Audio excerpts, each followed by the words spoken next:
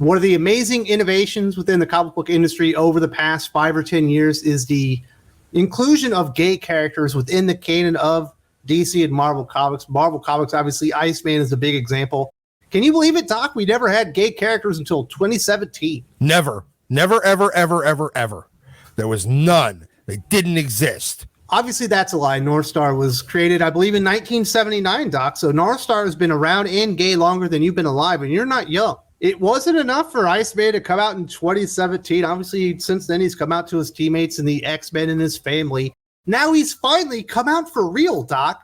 This is from Games Radar. Iceman is gay, that's no secret. But the story of Teen Iceman being unwillingly outed by Teen Jean Grey's telepathic invasion of privacy raised some red flags for queer fans. It's considered a violation of consent to out someone as queer without their permission, and people should be allowed to come out in their own way, in their own time. Though he was denied that privilege in the story that revealed his sexuality, the adult Iceman later came out to his family and friends in 2017, Iceman's solo title, and now in August 31st, X-Men number 14, Iceman gets his own public coming out story, putting his sexuality into his own words in his own terms for the entire world. You know what's surprising about this, Doc? We reviewed X-Men number 13, and I was quite frankly shocked that Gerry Duggan didn't just use Iceman to let people know that he was gay. That's the only thing he did with him in Marauders. And he hadn't used a character really to do anything else in X-Men number 13. He's kind of a hero. He's central to the plot point. And then the next issue, he has to remind everyone that he's gay. It's not only that he's gay, he's going to come out to the world as gay, as if this is big news now. We keep pointing out that the only thing Gerry Duggan has done with Iceman since he came into the X office was have Iceman pop out of the corner, scream, "I'm gay" at the reader, and then vanish back into whatever fucking other off-panel thing he was doing. Normally, he would like kiss a dude or something in the background, and that would be the entirety of Iceman's action in a Marauders comic book written by Gerry Duggan. But in this one specifically, he tells the readers, "I'm gay," because Iceman is central to solving the conflict in here. And as he's going back to Krakoa, a reporter stops him to ask for a statement. He almost declines, but then reconsiders, offering a personal testimonial about the event and how it relates to his own life as a gay mutant. In the statement, Iceman explains that he used to be ashamed not just of his powers, but his sexuality, thanks to scrutiny and bigotry from his peers. But in recent years, he says, he's begun remaining in his ice form to show solidarity with his fellow mutants whose powers and mutations do not let them blend in with humans, and because it helps him feel seen as who he is, a mutant, a gay mutant. I never thought he was ashamed of his powers, Doc. I always thought he was kind of showing off sometimes. I have never thought that Iceman was ashamed of his powers. In fact, you are correct. He would show off whenever possible. Now, there was the whole subplot for a long time about him not taking it seriously, and therefore kind of artificially restraining his powers. That one goes back 300 That's not a issues. shame, Doc. No, it's not. That's not realizing your potential. Exactly. It was him not realizing his own potential because he didn't take it seriously. So he's never been ashamed of it. I mean, hell, there was a couple of years back in the 80s and 90s where he was literally just running around in his ice form all the time. This is not something that is uncomfortable for him. He's done it before, and he's done it for long periods of time before. You know why this happened, right, Doc? Because Gerry Duggan needed it to happen for his story to be complete. The character in his history doesn't fit the story that Gerry Duggan's writing here, so he just changes the character in his history without writing any story to back it up.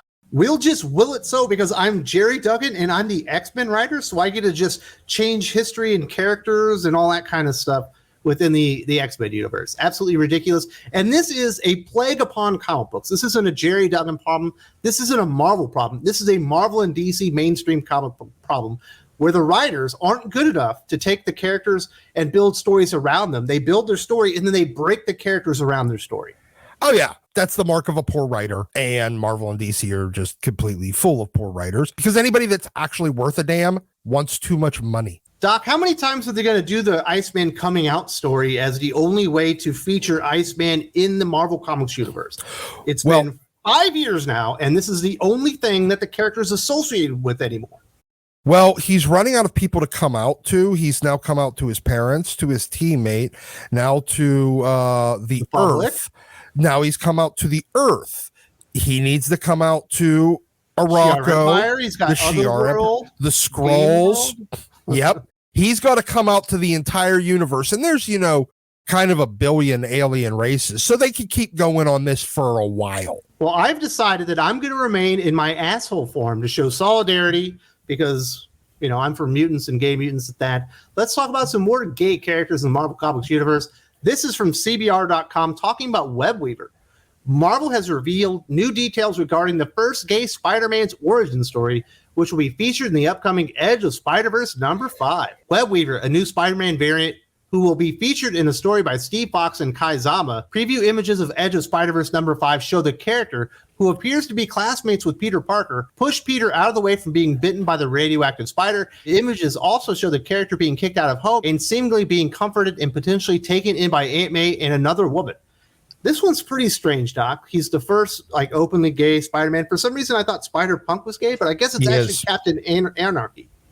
Oh, okay. No, I think Spider-Punk from that Spider-Punk miniseries, I'm pretty sure he was gay. Well, they're saying he's not. But what's weird is this is such an original character that they're just giving him Peter Parker's life. He was in the school with him, he pushes him out of the way, he gets bitten, and then he gets to live with Aunt May. They're like, well, we're going to just make Peter gay. You can't make fucking Peter gay. Well, fine. We're going to do everything else, and it'll just be a guy that shoves Peter out of the way, and he becomes Peter. He gets Peter's life. And he's going to be the best seamstress in the Marvel universe. And can they ever make a gay character that isn't a caricature, Doc? Even Iceman, when he became gay and they outed him, his personality changes overnight. They're making this new gay Spider-Man, so he needs to be a seamstress and be real fierce. Well, if they would stop hiring the most flamboyantly gay Will and Grace episode character versions of writers, is Steve Fox gay? I don't know who the guy is. No, I don't know who he is, but look, Chris Anka. Brian Michael Bendis doesn't seem very flamboyant. Chris Anka, flamboyant. Sina Grace, flamboyant. Yeah, Sina Grace wrote the Iceman miniseries after Bendis.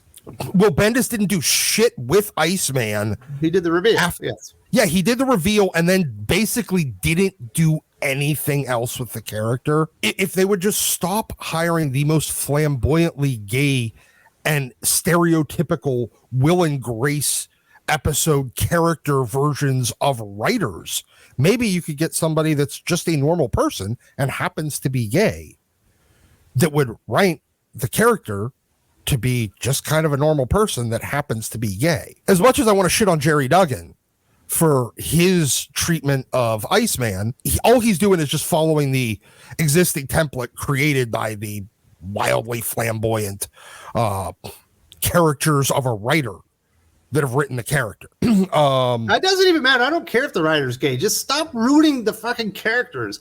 Well, if you're going to introduce a new character, they need to have a purpose, a function within the universe. Just to say you have a gay Spider-Man and then to give him Peter Parker's life, what are you doing that's original? You're just making Peter Parker, giving him a new name and calling him gay. It's like, have some fucking creativity, man. You're only getting paid for this. They don't make him like North Star or Midnighter or Apollo anymore. Everything's just a caricature nowadays. And just the way that DC and Marvel are attempting to engage this audience, I think really Pride Month has destroyed any of their abilities to do anything creative with gay characters, any type of representative characters nowadays. We've been talking about this on the channel. This is a really interesting conversation, talking about all the things that Pride Month is doing to destroy comic books.